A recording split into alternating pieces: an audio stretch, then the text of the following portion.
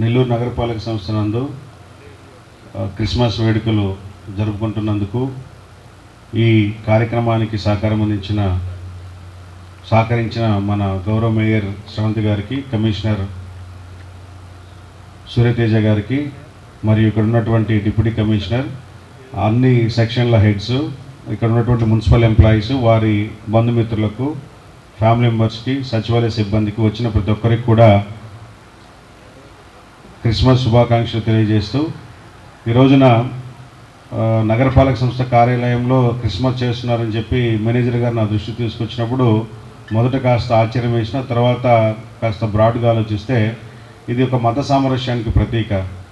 మనం ప్రతి ఫెస్టివల్ని కూడా ప్రత్యక్షంగాను పరోక్షంగాను సెలబ్రేట్ చేసుకుంటూ ఉన్నాం. కార్పొరేషన్ కూడా ప్రత్యక్షంగా కానీ పరోక్షంగా సపోర్ట్ చేస్తూ ఉంది. అది బారాషాయి దర్గాలో మన రొట్టెల పండుగ కావచ్చు, లేదా విజయదశమి సందర్భంలో మనం చేసేటువంటి రాజరాజేశ్వర వారి దగ్గర చేసేటువంటి చర్యలు కావచ్చు, అలాగే క్రిస్మస్ సమయంలో చర్చెస్ దగ్గర మనం ఇచ్చే శానిటేషన్ కావచ్చు. సో నగరపాలక సంస్థ అనేటువంటిది ప్రజలతో మమేకమవుతూ ప్రజల యొక్క ఆనందాలను, వారి యొక్క సుఖ సంతోషాలను కోరుకుంటుంది. కాబట్టి అందులో మత సామరస్యంలో భాగంగా మనం అన్ని ఫెస్టివల్స్కి కూడా అన్ని మతాల వారికి మనం సమప్రాధాన్యత ఇవ్వాలంటే ఒక ఉద్దేశంతో ఇలా చేస్తున్నామన్నందుకు నాకు ముఖ్యంగా ఆనందంతో పాటు అది మంచి ఆలోచన అనిపించింది. కాబట్టి దీని వెనుక ఉన్నటువంటి కార్యనిర్వాహకులు వారికి కూడా ప్రత్యేకంగా అభినందన తెలియజేస్తూ, మరి ఇక్కడ ఉన్నటువంటి పాస్టర్ గారు చెప్పినట్టుగా, మరి డిస్ట్రిక్ట్ రిజిస్ట్రార్ చెప్పినట్టుగా, డిప్యూటీ కమిషనర్ గారు చెప్పినట్టుగా, మనకు అందరికీ తెలుసు ఈ రోజున ప్రపంచంలో క్రీస్తు అంటేనే లవ్ అని, లవ్ అంటేనే క్రీస్తు అని పర్యాయపదంగా చెప్పుకుంటారు. ప్రేమకు ప్రతీకగా, సహనానికి, ఓర్పుకి పర్యాయపదాలుగా క్రీస్తుని చెప్పుకుంటూ ఉంటారు.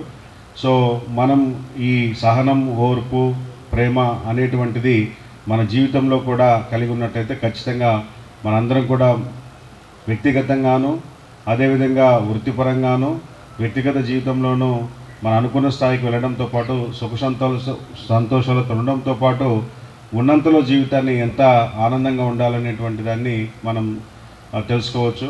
కాబట్టి ప్రేమ, సహనం, ఓర్పు అనేటువంటిది ప్రతి ఒక్కరు కలిగి ఉండడం ద్వారా వారి కుటుంబాలు వ్యక్తిగతంగాను, కుటుంబ పరంగాను, సమాజం పరంగాను అందరూ బాగుంటారు.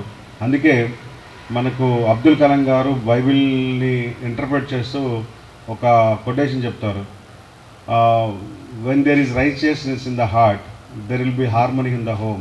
When there will be harmony in the home, there will be peace in the world అని చెప్పి. అంటే ఎప్పుడైతే మన హృదయంలో స్వచ్ఛత ఉంటుందో అప్పుడు ఆ కుటుంబంలో ఆనందం ఉంటుంది. ఎప్పుడైతే కుటుంబంలో ఆనందం ఉంటుందో సమాజంలో కూడా ఆనందం ఉంటుంది. ఎప్పుడైతే సమాజంలో ఆనందం, శాంతి ఉంటుందో ప్రపంచం అంతా కూడా శాంతివంతంగా ఉంటుందని చెప్తారు. సో కాబట్టి అంత గొప్పమైనటువంటి ఆలోచన మనకి ఈ బైబిల్ అనేటువంటిది ఇస్తూ ఉంది. సో ప్రతి ఒక్కరు కూడా ఈ రైచియస్నెస్ అనేటువంటి దాన్ని కలిగి ఉండి మీరు, మీ కుటుంబాలు అందరూ కూడా బాగుండాలని చెప్పి మీ అందరికీ క్రిస్మస్ మరియు నూతన సంవత్సర శుభాకాంక్షలు తెలియజేస్తున్నాను.